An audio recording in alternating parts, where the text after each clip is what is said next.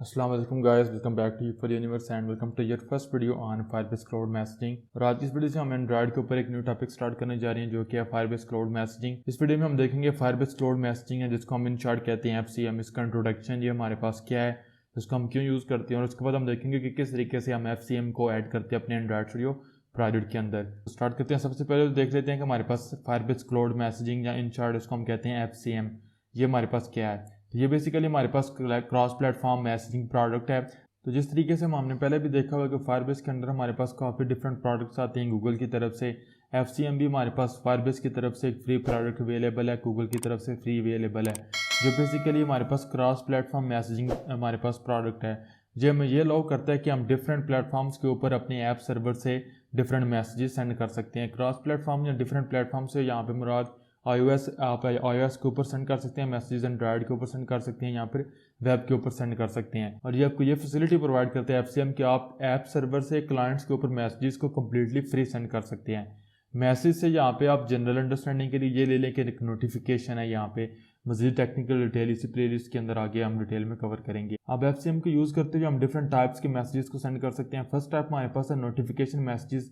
ये वो वाले मैसेजेस होते हैं जो बेसिकली आपको नाम से ज़ाहिर होगा कि यूज़र को नज़र आ रहे होते हैं, यूज़र बेसिकली इनको देखता है, यूज़र को विजिबल होते हैं और ये हमारे पास बेसिकली एक नोटिफिकेशन के फॉर्म के अंदर होते हैं। ये वाले जो मैसेजेस हैं ये बेसिकली आप प्रोग्रामेटिकली भी सेंड कर सकते हैं कोड के थ्रू, या फिर आप फायरबेस कंसोल के ऊपर हमारे पास Firebase notification message composer tool available, उनको भी यूज़ करके सेंड कर सकते हैं।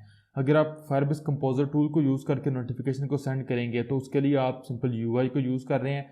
जस्ट लाइक हम कोई भी वेब फॉर्म या कोई भी नॉर्मल फॉर्म फिल करते हैं, ये उस तरीके से हमारे पास होता है। इसको हम नेक्स्ट वीडियोज़ के अंदर डिटेल में देखेंगे। तो ये आपको ये फैसिलिटी या ये आपको पावर देता है कि अगर आपकी ऑर्गेनाइजेशन या आपकी कंपनी में कुछ ऐसे बंदे हैं जो बेसिकली नॉन टेक्निकल हैं, जिनको बेसिकली प्रोग्रामिंग के रिलेटेड या टेक्निकल डिटेल्स का नहीं पता, तो FCM notification message composer tool उनको ये फैसिलिटी प्रोवाइड करता है कि आपकी ऑर्गेनाइजेशन के अंदर जो नॉन टेक्निकल जितने भी बंदे होंगे वो बेसिकली उस कंपोजर टूल को यूज़ करते हुए नोटिफिकेशन सेंड कर सकते हैं। सेकंड हमारे पास जो टाइप है वो ये है डेटा मैसेजेस। और आप देख सकते हैं कि data messages are intended for server to app communication. और डेटा मैसेजेस बेसिकली आप मोस्टली उस वक्त सेंड करते हैं, उस वक्त यूज़ करते हैं जब अब आपके सर्वर ने आपकी एप्लीकेशन से कम्युनिकेशन करनी है, उसने यूज़र के साथ कम्युनिकेशन नहीं करनी। जिनमें डिफरेंस है। जो हमारे पास पहले नंबर पे टाइप थी नोटिफिकेशन मैसेज, ये वो वाले मैसेजेस हैं जो यूज़र को नज़र आएंगे डायरेक्टली। लेकिन डेटा मैसेजेस वो हैं जो आपकी एप्लीकेशन और सर्वर के दरमियान कम्युनिकेशन है। अब फॉर एग्जांपल सर्वर के ऊपर कोई न्यू डेटा है तो सर्वर आपकी एप्लीकेशन को एक डेटा मैसेज सेंड करेगा कि न्यू डेटा अवेलेबल, आप उसको डाउनलोड करें। तो ये एक मैसेज वो होगा कि इसको यूज़र को शो करवाने का मकसद नहीं है। हाँ, आपकी एप्लीकेशन सर्वर के साथ फुल सिंक परफॉर्म करेगी, आप डेटा डाउनलोड करके फिर नोटिफिकेशन में शो करवाएगी। नेक्स्ट हमारे पास ये है कि आप मेन टाइप के अलावा ये कर सकते हैं कि आप नोटिफिकेशन मैसेजेस और डेटा मैसेजेस दोनों को कंबाइन कर सकते हैं। अगेन इसके ऊपर बहुत डिटेल में मैं बात करूंगा एक स्पेशल वीडियो के अंदर। और ये हमारे पास कोई मेन टाइप नहीं है। मेन टाइप हमारे पास ये दो ही है, नोटिफिकेशन मैसेजेस जो यूज़र को नज़र आते हैं और डेटा मैसेजेस जो आपकी एप्लीकेशन हैंडल करती है। और जो नोटिफिकेशन मैसेजेस होते हैं ये इंटरनली ऑटोमेटिकली हमारे पास एफसीएम जो एसडीके है वो हैंडल करती है। नेक्स्ट हमारे पास ये है कि आप एफसीएम को यूज़ करते हुए आपकी जितने भी यूज़र बेस हैं उनमें से सबसेट ऑफ यूज़र्स को टारगेट कर सकते हैं। अगर आपके पास सपोज कर ले 1000 यूज़र्स हैं तो ये नहीं है कि अगर आपने कोई नोटिफिकेशन सेंड करना है तो वो सबको जाएगा या मैसेज सबको जाएगा, बल्कि आप उसमें से एक सबसेट को सेलेक्ट कर सकते हैं। आप 1000 में से 100, 200, 300 जो जो भी आप चाहें, जिस तरह भी आप चाहें, उन सबसेट ऑफ यूज़र को आप नोटिफिकेशन या मैसेज सेंड कर सकते हैं। और वो जो आप सबसेट सेलेक्ट करेंगे वो एक सिंगल डिवाइस हो सकती है, उसको आप मैसेज सेंड कर सकते हैं। डिवाइस ग्रुप्स हो सकते हैं, उनको आप मैसेज सेंड कर सकते हैं, या फिर आप स्पेसिफिक टॉपिक्स के ऊपर जो हमारे पास मैसेज है वो सेंड कर सकते हैं। अब हमारे पास जो फायरबेस कंसोल के ऊपर नोटिफिकेशन मैसेज कंपोजर टूल है वो तो हमें यह भी अलाउ करता है कि आप एप्लीकेशन डिफरेंट, अगर आपकी एप्लीकेशन के डिफरेंट वेरिएंट्स हैं तो आप हर एक स्पेसिफिक वेरिएंट को मैसेज सेंड करें, या आपकी एप्लीकेशन के जो यूज़र्स हैं वो डिफरेंट सिटीज़ के अंदर हैं तो आप किसी एक कंट्री या किसी एक सिटी के अंदर या किसी एक रीजन के अंदर जो यूज़र्स हैं उनको डेटा सेंड करें। और डिफरेंट हमारे पास इस तरह के ऑप्शंस अवेलेबल हैं। वो जब हम नोटिफिकेशन कंपोजर टूल को स्टडी करेंगे, देखेंगे, सीखेंगे तो उस वक्त उसके ऊपर डिटेल में बात करेंगे। अब यहाँ पे मैं थोड़ा सा आपको बता देता हूँ कि हमारे पास जो मैंने आपको बताया कि यूज़र बेस में से आप सबसेट को सेंड करते हैं डेटा, तो उससे क्या हम या नोटिफिकेशन या मैसेज उससे क्या मुराद है। सपोज कर लें आपके पास कोई आपकी ई कॉमर्स की एप्लीकेशन है तो आप वहाँ पे अगर कोई न्यू यूज़र आएगा तो आप उसको ऑफर्स वगैरह नहीं बताएंगे, बल्कि आप उसको मोस्ट प्रॉब्ली ये सजेस्ट करेंगे कि आप अकाउंट क्रिएट करें ताकि आपको लेटेस्ट ऑफर्स डिलीवर की जाएँ। अगर वो अकाउंट क्रिएट कर लेता है तो आप उसको लेटेस्ट ऑफर्स डिलीवर करेंगे। या सेकंड स्टेप ये हो सकता है कि आप उसको लेटेस्ट ऑफर्स जैसे वो अकाउंट क्रिएट कर लेता है फिर आप उसको कहते हैं कि आप कुछ ना कुछ प्रोडक्ट हमसे खरीदें, और अगर वो प्रोडक्ट उसने कोई कार्ड के अंदर ऐड किया हुआ है या वो पेंडिंग है तो आप उसको ये नोटिफिकेशन सेंड करेंगे कि आपकी ये वाली पेमेंट पेंडिंग है। और अगर आपके पास कोई आपका प्रीमियम यूज़र है जिसने ऑलरेडी आपको पे किया हुआ है तो उसको आप बेसिकली लेटेस्ट जो ऑफर्स हैं वो सेंड कर सकते हैं। तो अब ये है कि आपने यहाँ पे आपके पास सपोज कर लें मैंने आपको 3 कैटेगरीज बताई हैं, तो आपके पास 1000 यूज़र्स थे जिनमें से 100 न्यू यूज़र हैं जिन्होंने अकाउंट क्रिएट नहीं किया हुआ। तो आप जो अकाउंट जिन्होंने क्रिएट नहीं किया हुआ सिर्फ उन यूज़र को मैसेज सेंड करेंगे, बाकी यूज़र्स को मैसेज सेंड नहीं करेंगे कि अकाउंट क्रिएट करें। और इसी तरीके से आप डिफरेंट टॉपिक्स के ऊपर भी यूज़र को जो है वो नोटिफिकेशन या मैसेजेस सेंड कर सकते हैं। और टॉपिक से मुराद ये सपोज कर लें आपकी कोई स्पोर्ट्स एप्लीकेशन है जो यूज़र को लेटेस्ट स्कोर डिलीवर करती है, और सपोज कर लें आपकी एप्लीकेशन 3 तरह के स्पोर्ट्स के स्कोर डिलीवर करती है, उनमें क्रिकेट है और उसमें फुटबॉल है और उसमें हमारे पास टेनिस है।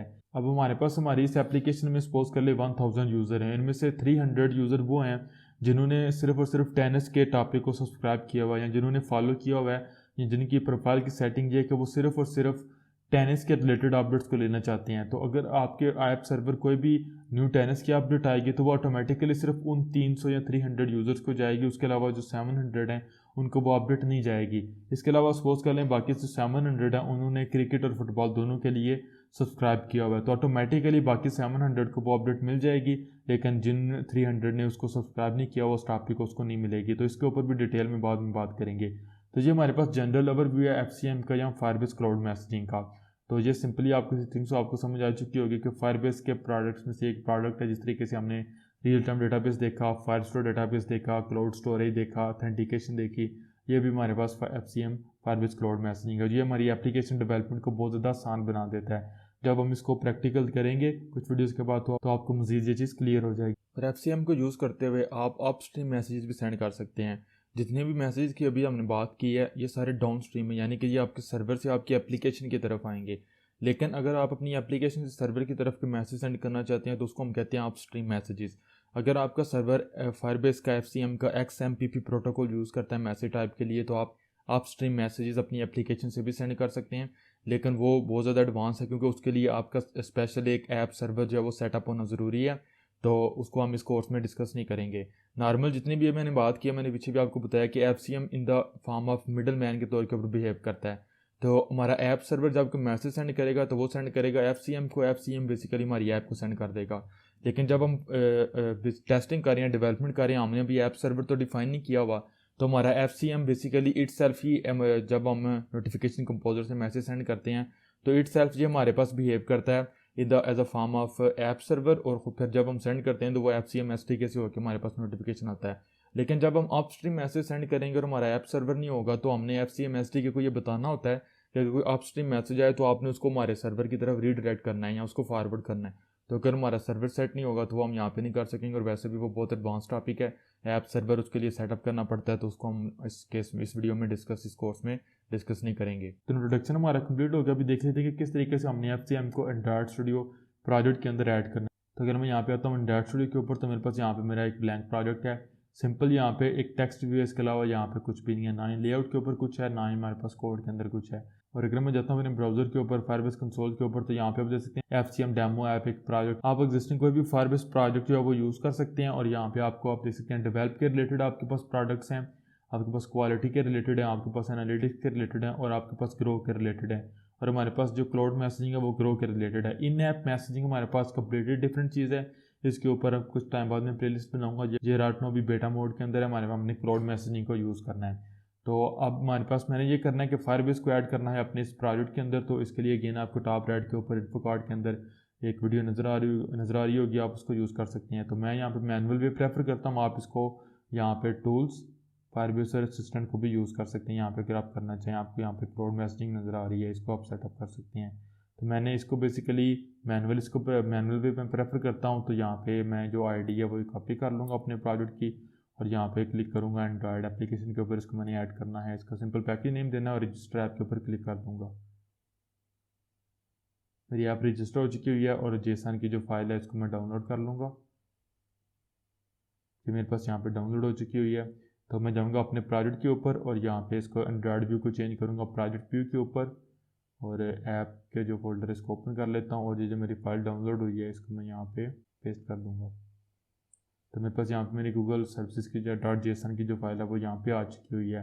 अब नेक्स्ट हमने फायरबेस को ऐड करना है, तो आप यहाँ पे नेक्स्ट करें और यहाँ से डिपेंडेंसीज को कॉपी कर सकते हैं, या फिर आप इस पेज को यूज़ कर सकते हैं, add Firebase to your Android project. पहले भी काफ़ी दफ़ा हमने इसको यूज़ किया हुआ है, इसका लिंक आपको वीडियो के डिस्क्रिप्शन में मिल जाएगा। तो यहाँ पे आपको बताया गया कि किस तरीके से आपने एंड्रॉयड स्टूडियो इंस्टॉल वगैरह करना है और आपने फायरबेस प्रोजेक्ट कैसे क्रिएट करना है। तो अगर प्रोजेक्ट आपके पास क्रिएट हो चुका हुआ है तो आप फायरबेस को अपनी एप्लीकेशन के अंदर ऐड करेंगे, तो वो भी हमने यहाँ पे कर दिया हुआ है, कॉन्फ़िगरेशन फाइल हमने यहाँ पे ऐड कर दी हुई है। तो पहले नंबर पे तो हमने बेसिकली जो क्लास पाथ है गूगल सर्विसेज का वो यहाँ से कॉपी करना है, और वो यहाँ पे बेसिकली जो आपकी प्रोजेक्ट लेवल की, ये तो मेरे पास बेसिकली ऐप मॉड्यूल लेवल की है, प्रोजेक्ट लेवल की build.gradle फाइल है, इसके अंदर आप यहाँ पे ऐड करेंगे, ये हमारे पास आ गई। और इसके लिए ज़रूरी है कि आपके पास यहाँ पे रिपॉजिटरी के अंदर गूगल और JSenter दोनों हों, और हमारे आपके पास बिल्ड स्क्रिप्ट और ऑल प्रोजेक्ट्स दोनों के अंदर ये चीज़ दोनों गूगल और JSenter अवेलेबल हों। ये जब हमारे पास हो गया तो उसके बाद यहाँ पे हमने क्या करना है कि ये वाला प्लगइन अप्लाई करना है,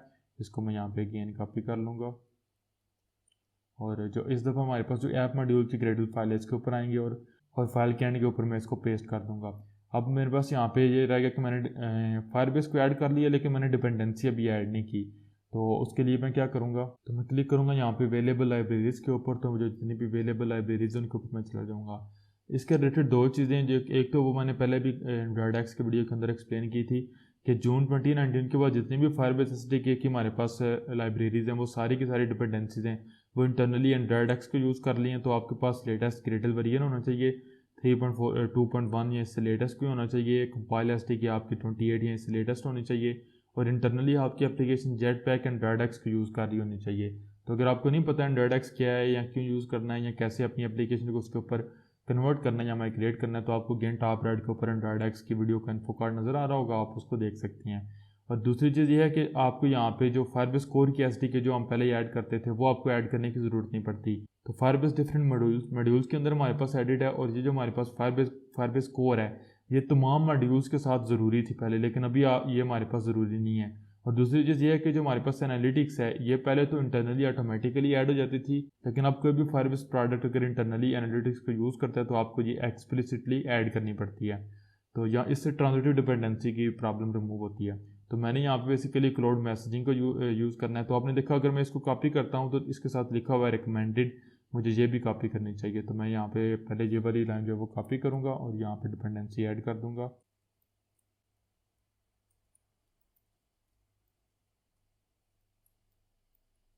ये मेरे पास होगी, इस लाइन को डुप्लीकेट करता हूँ और इसकी जो हमारे पास वेरिएंट होगा इसके लिए मैं यहाँ पे एनालिटिक्स को कॉपी कर लूँगा और इसको यहाँ पे मैं पेस्ट कर दूँगा। तो मेरे पास यहाँ पे मेरी फायरबेस क्लाउड मैसेजिंग की डिपेंडेंसी भी आ गई और फायरबेस एनालिटिक्स की डिपेंडेंसी भी आ गई। क्लिक करूँगा सिंक नाउ के ऊपर, तो यहाँ पे आपने देखा हमारा प्रोजेक्ट वो सक्सेसफुली यहाँ पे सिंक हो चुका है, बिल्ड हो चुका हुआ है। तो इसके साथ ही गाइस हमारे पास जो FCM SDK है वो सक्सेसफुली इंक्लूड हो चुकी हुई है, इंटीग्रेट हो चुकी है हमारे एंड्रॉयड स्टूडियो प्रोजेक्ट के अंदर। तो इसके साथ ही वीडियो को स्टॉप करता हूँ। इस वीडियो में हमने देखा FCM का इंट्रोडक्शन और किस तरीके से उसको ऐड करना है एंड्रॉयड स्टूडियो प्रोजेक्ट के अंदर। और मैं मिलूंगा आप लोगों से नेक्स्ट वीडियो में, जिसमें हम ये देखेंगे कि डिफरेंट टाइप्स हमारे पास जो मैसेजिंग की हैं वो कौन कौन सी, उनको हम बहुत डिटेल में एक्सप्लोर करेंगे, उनकी प्रॉपर्टीज़, उनका सिंटैक्स, उनके बारे में हमारे पास डिफरेंट कौन कौन सी फीचर्स हैं, कब हमने किस टाइप को यूज़ करना है, उनका JSON डेटा स्ट्रक्चर, सब कुछ बहुत डिटेल में स्टडी करेंगे इंशाल्लाह नेक्स्ट वीडियो के अंदर। और वीडियो अगर अच्छी लगी हो, हेल्पफुल लगी हो, तो प्लीज़ लाइक करना मत भूलिएगा। अगर आप अपने चैनल के ऊपर न्यू है तो प्लीज़ सब्सक्राइब कीजिए और बेल आइकन को दबाइए ताकि आप किसी भी लेटेस्ट वीडियो को मिस ना कर सकें। I'll see you guys in the next videos. Take care. Allah Hafiz.